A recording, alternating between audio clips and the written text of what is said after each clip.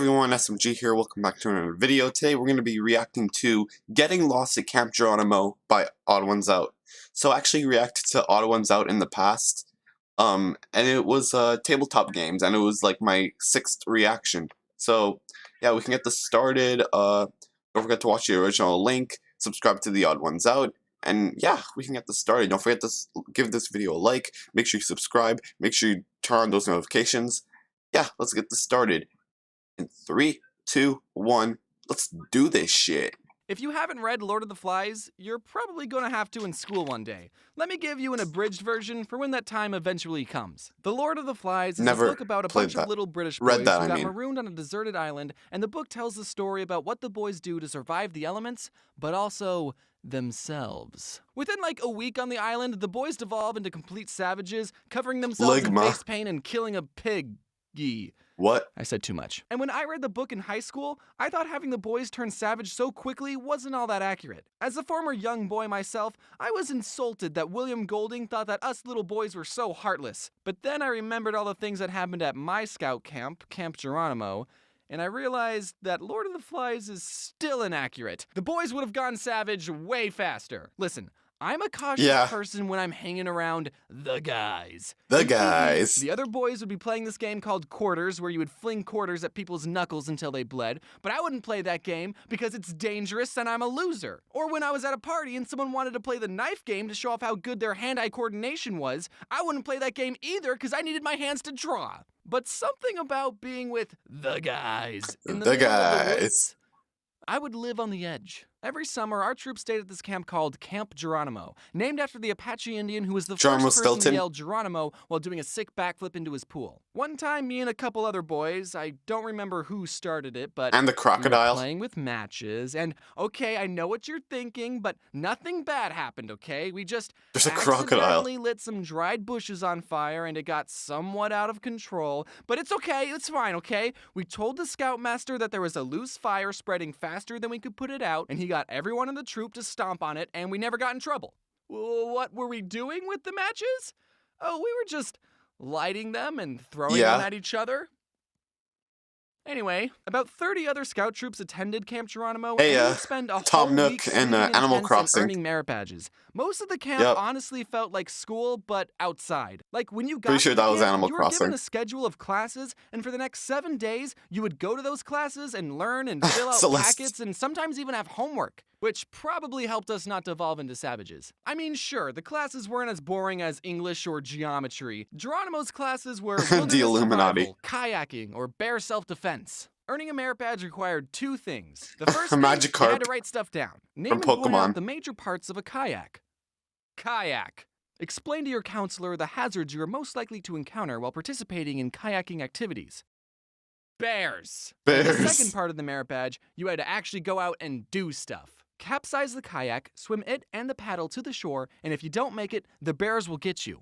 I never got the kayaking merit badge. You had to be at least 12 to go to Geronimo, but you could go as an 11-year-old if a parent was coming with you. And at the time, my dad was a camp counselor. My birthday was May 14th, and Geronimo was at the end of May, so I barely made the cutoff as the youngest person going. Geronimo was a big step from spending 3 days at Cub Scout day camp to spending a week in the wilderness. What made it worse was I was going to be spending a whole week with all the mean older scouts and my dad. Oh, there was this one scout named Paul. When I was 11, Logan? He was 15. Kidding. So naturally, he would pick on me and make fun of me. Ha ha, I get it. I'm small, so I suck. But silver lining, he got fatter, and a couple years ago, he reached out to me, and I had been doing the whole YouTube thing for a while. He was off starting his own business, and he wanted to do some business opportunity with me, and I just said, hey, do you want to do my merch? So now he works for me. So kids, if you ever have bullies, just become successful on YouTube and then hire them to sell plushies. He's actually a really good merch guy. He gets all my stuff into these retail stores. Oh, wow. So if you see a Fluke plushie at Hot Topic, you can say, thanks, Paul. Bullies really do make a difference. Thanks, Paul. Anyway, self-promotion aside, my first year at Geronimo, I was a little bit on the very young side compared to everyone else. I was taking a class called orienteering. The class taught us how to read maps and use a compass. And one day it was time for our class to go on a scavenger hunt thing. We were given a list of places we had to go to, and we were supposed to use our compass and count our paces to get to each specific location. Then when we got to our destination, there would be a marker somewhere, and we would have to write down what that marker was. There were 10 different markers that we had to find, and the course was supposed to lead us in a circle. The leader who was in charge of our group and the compass was an older scout named Paul. It wasn't the merch guy Paul, but I think it would be funnier if it was. Our group set off to the first location. Having a compass and counting your steps isn't the most accurate way of navigation, but we weren't allowed to use Google Maps, so... When we got to the spot, we had to look around for a little bit to find the marker, but we eventually found it, and then we were off to the second location. This time, the marker was harder to find. The spot we landed on was pretty far from where the marker actually was. At the third location, we couldn't find the marker. But we did see this reflective sign on a tree, and we figured that's what the marker was supposed to be, so we wrote it down. At this point, I decided to grab my own compass and give it a try. My compass pointed in a direction that was a little bit off from Paul's direction. Not by a whole lot, but just enough. But remember, I was the little kid. Nothing I said mattered. Paul said things to me like, "Oh, you don't know how to use a compass. I bet yours is broken. I'm never going to work for you one day." And you know what? I believed him. This guy is 15 years old. Do you know how wise and experienced he is? So we kept going and struggling. We used anything we found as a marker. Some piece of trash, it's a marker. And a Koopa Troopa, kidding. An A and an M carved into a heart. Kind of weird that it's at an all-boys camp.